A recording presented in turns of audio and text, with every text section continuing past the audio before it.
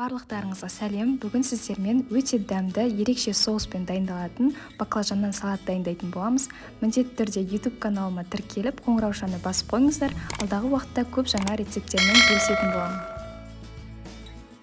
Бізге қажетті заттар: баклажан, тәтті болгар бұрышы, картофельный крахмал, пияз, сарымсақ, кинза және көк пияз қажет.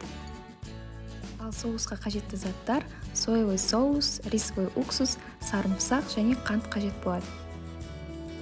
Ең алдымен барлық көкөністерді турап аламыз. Баклажанды керек емес жерлерін алып тастап, ортасынан бөліп, үш бұрыш етіп турап шығамыз.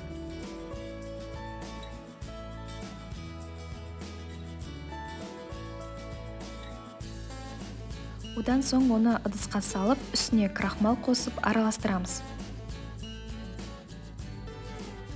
Келесі болгар бұрышын тураймыз.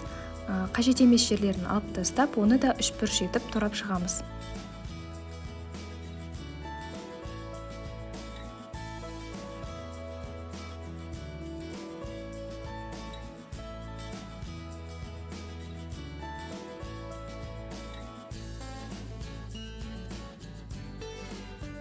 Кез келген болгар бұрышын қолдансаңыздар болады.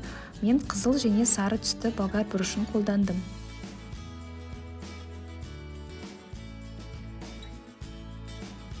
Барлығын турап, тарелкаға салып дайындап қоямыз. Пиязды ортасынан кесіп, әрқайсысын 4 бөлікке бөліп тураймыз. Сарымсақты майдалап турап аламыз.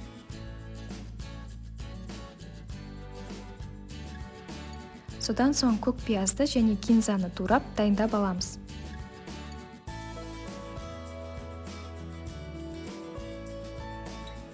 Енді соусты дайындаймыз. 3 қасық соевый соусқа 4 қасық рисовый уксусты қосамыз.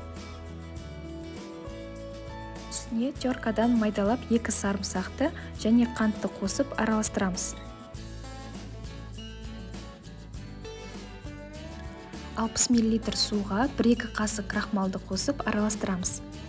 Оны кейін салатты қоюландыру үшін қолданатын боламыз. Табаға май құйып, қыздырып аламыз. Одан соң баклажанымызды 2 жақты қызартып қуырып аламыз.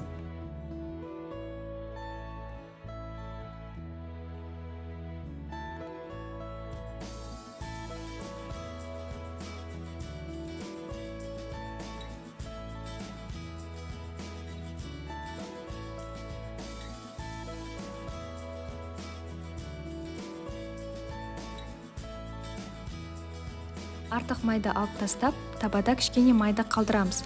Оған қалған көкөністерді қуырып аламыз.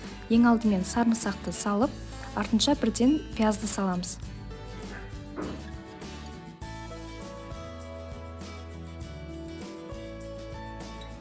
секундтай араластырып, болгар бұрышын қосамыз.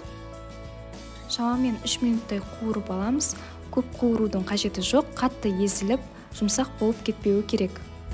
Содан соң баклажанды салып араластырып, үстіне кинза, көк пияз, соусты қосып, жақсылап барлығын араластырамыз.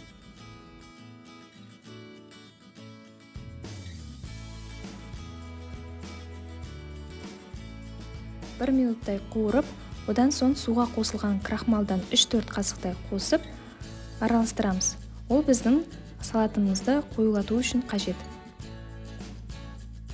Біздің салатымыз дайын. Салатты тарелкаға салып, бетіне кунжут сеуіп, әсемдесеңіздер болады. Салат өте дәмді болып шығады. Дайындап көрулеріңізге кеңес беремін. Егер де рецепт ұнаса, лайк басып, комментарий жазып, міндетті түрде каналға тіркеліп қойыңыздар.